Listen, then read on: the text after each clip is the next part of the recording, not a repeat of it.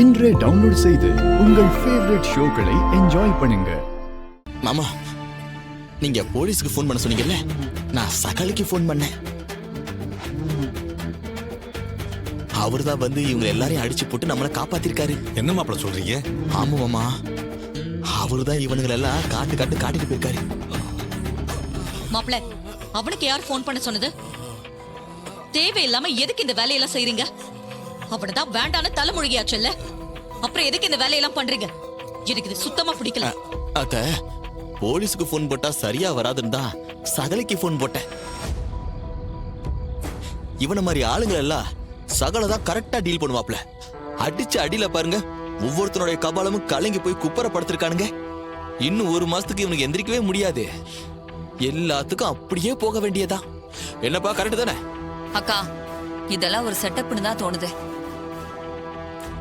செட்டப்பா? என்ன செட்டப்? ஆமாக்கா, உன்கிட்ட நல்ல பேர் வாங்கணுங்கிறதுக்காக அந்த டிரைவர் பையன் இதெல்லாம் செட்டப் பண்ணிருப்பான்னு தோணுது. உன்னோட பெரிய மாப்பிள்ள மயிலு அவரும் இதுக்கு உடந்த.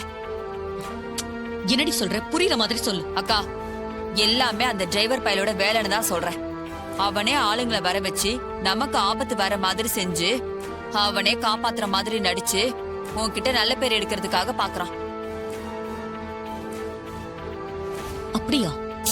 ஆமாக்கா, இவனுங்க எல்லாருமே அவன் அனுப்புன செட்டப் தான்.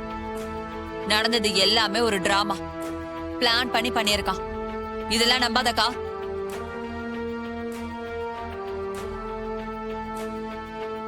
சின்னத்த, வாய் இருக்குன்னா என்ன வேணாலும் பேசுவீங்களா? கொஞ்ச நேரத்துக்கு முன்னால எல்லாரும் உயிரை கையில பிடிச்சிட்டு இருந்தோம். கொஞ்ச நேரத்திலே அதை மறந்துட்டு இப்படி பிளேட்டை திருப்பி போட்டு பேசுறீங்க. நீ இப்படிதான் பேசுவ, அவனோட கையாளு தானே நீ. அவர் உயிரை பணைய வச்சு நம்மள எல்லாம் காப்பாத்திருக்காரு. விழுந்து கிடக்குறவங்க அவங்க மோதல இருக்கிற காயம் எல்லாமே பொய்யா? இதை வேற பொய் செட்டப்னு சொல்றீங்க? வாய் மூடு. இதெல்லாம் ரொம்ப அநியாயம். சகல வந்து காப்பாத்திருக்காப்ல, அதையும் கோணல் புத்தியோட பாக்குறீங்க. அவர் எது செஞ்சாலும் அதுல ஒரு குத்தம் கண்டுபிடிக்க அது உங்களால மட்டும்தான் முடியும். ஏய், நான் என் அக்கா கிட்ட பேசிட்டு இருக்கேன்.